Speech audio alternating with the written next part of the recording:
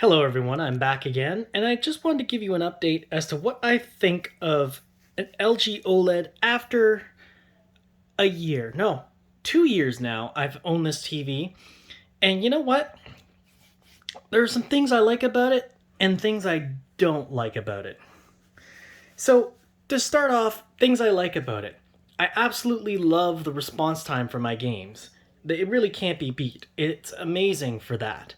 The clarity of my games, too. I didn't like how when I owned a Samsung, whenever I turned on game mode, I would lose some of the clarity of my video games. That used to bug the crap out of me.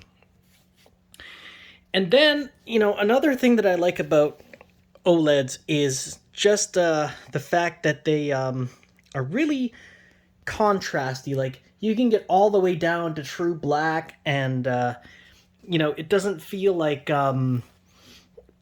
you're getting washed out gray for darker scenes. These are all things, of course, the most OLED users do say, but still. And then I really like HGIG, but admittedly that's in LED TVs now too, so even though my previous Samsung didn't have it, newer Samsungs do, as do other TV manufacturers which have picked it up. So, what about this TV don't I like? I absolutely despise color gradation banding.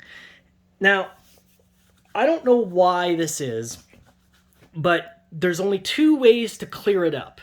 The first one is one that I've mentioned in a previous video of mine, where you have to set the 4K transfer rate to -1 on the PlayStation 5. But it only slightly mitigates the problem. If you really want to get rid of it, however, you need to put your TV into PC mode. And then, keep it on game mode, but relabel the input to PC. That is the only surefire way I've been able to get rid of color gradient banding. Something that, in my opinion, when you spend this much money on a TV, you should not have to deal with. Rather irritating. Another thing that's rather irritating is how poorly HDR is explained on OLEDs. You have dynamic tone mapping and you have HGIG. So let's go over them both. Dynamic tone mapping, what it is it's the TV figuring out what it thinks is the best levels for your HDR picture. What often happens is highlights are blown out, brightness is over-brightened, shadows lose detail, and etc. It's not very good, at least for gaming. It might be better for movies, I'm not sure. So what about HGIG? Well, HGIG turns off all processing and it just basically lets your console do the work. You set your console to the maximum HDR brightness it can get to, and then, lo and behold, it clips highlight details at the proper moments. Now, the issue with HGIG is very simple. HGIG is not the greatest in a bright room. So HGIG is heavily reliant on your TV being in a dark room. Another thing that I'm going to have to come back to with OLEDs, because, again, OLEDs in bright rooms are a mixed bag. I know for sure that if I had my B9 in a much brighter lit environment, I don't think it would cope as well. Hold on a second, guys. I'm going to shut my door. And so, the other thing I don't really like about OLEDs is vertical banding. Now, I haven't personally experienced it, but apparently it's an issue with some of the newer C models of OLED, which is weird because you would think that the TV with the larger processor would have the least amount of problems. OLEDs also typically have 4 HDMI 2.1 ports, so I'm really thankful for that. Sorry, I should have put that in the things that I like about the TV. I missed that. But the thing is, with the newer OLEDs, at least until this year, they were only 40 gigabits per second. Again, not a big deal, but one that was worth mentioning. Another thing about OLEDs that is just beyond annoying is near black detail. So OLEDs, they handle near black detail okay, but that's just being polite, a polite way of saying they don't handle it very well.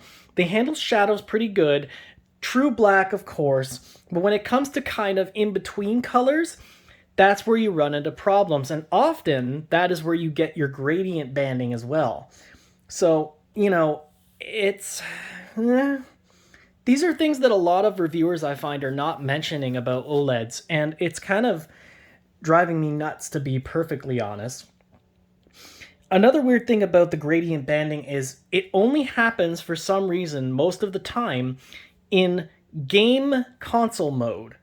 But for some reason, it's eliminated in PC mode. So what do I mean by that? Well, when I talked about it earlier, when you're relabeling your input on your TV, if your TV input is labeled game console, then you'll get tons of gradient banding, especially when HDR is enabled. And that's another weird thing. If you don't enable HDR and you actually run it in SDR, you're not going to run into any gradient banding at all. And it's like, but why would you buy an OLED and not have HDR? Wouldn't make much sense, right? Okay, so the one biggest thing about OLED that I think I'm still not quite on board with is brightness. Now, at first it didn't bother me, but now I'm in a much better lit room during the day than I was before. And let me tell you, it makes a world of difference as to how good this TV looks. How good this TV looks right now is because I'm in the dark. But as soon as you add any kind of light source, it struggles to maintain not really image clarity so much as it just doesn't look quite as good, especially if HGIG is enabled. And so I find myself missing the brightness of an LED TV because in almost every single circumstance other than blacks, the LED TV can always be running in SDR or HDR, and it'll just have bright, vivid highlights. Of course, the catch-22 to that is you get dirty screen effect, and also you get, blacks that are more like grays. So that's the trade-off. But I have to say, if there was one simple thing that I would improve about OLEDs, it would be the color gradient banding, and it would be the brightness. Because the brightness just is not enough. Now, with SDR, it's a little bit better, but with HDR, unless you're in a dark room, you can forget it. Well, not really. Let me rephrase that. Unless you're in the room with the proper lighting that you need, it's not going to look as good as you think it will. And the newer C models and G models are a little bit better for that. But for my B model here, and I'm not sure what just happened, for my B model, I find that it just does not quite get bright enough. It's bright enough in a dark room and in some situations, but most of the time,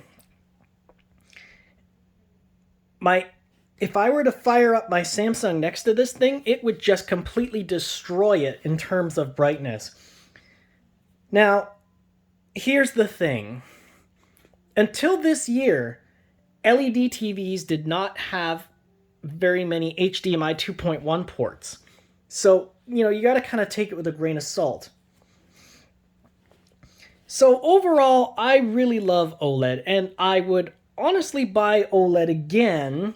However, I think I will wait until OLED has a little bit more advancement. Now, I am very interested in QD OLED. I'm sure all of you have heard about that by now, because I want to see just how much better it handles brightness.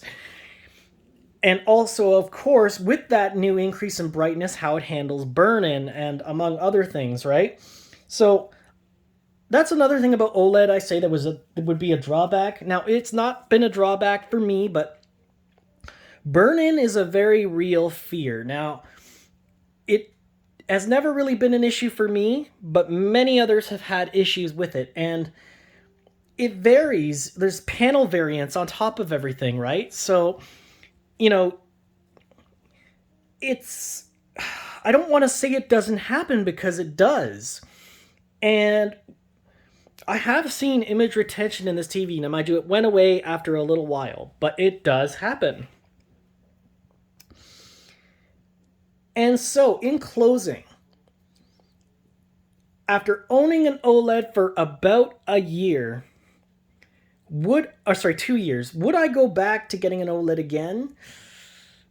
Yes, if there were some improvements. If you could get the true contrast of OLED with the true blacks, but still be able to get near shadow detail with the brightness of, say, an LED, that would be perfect. But as we know from my channel, no system is ever perfect. Anyways, guys, if you like this video, smash the like button. If you didn't, smash the dislike button if you think I'm a big nerd. I know that I don't put out content nearly as much as other YouTubers do, and I apologize for that. I've had a lot going on in my personal life that has delayed me from doing these videos, so I appreciate any support and all support that you may give. Anyways, guys, that's going to do it for now. Take care, stay healthy, stay safe, and I'll see you guys in the next one. Goodbye for now.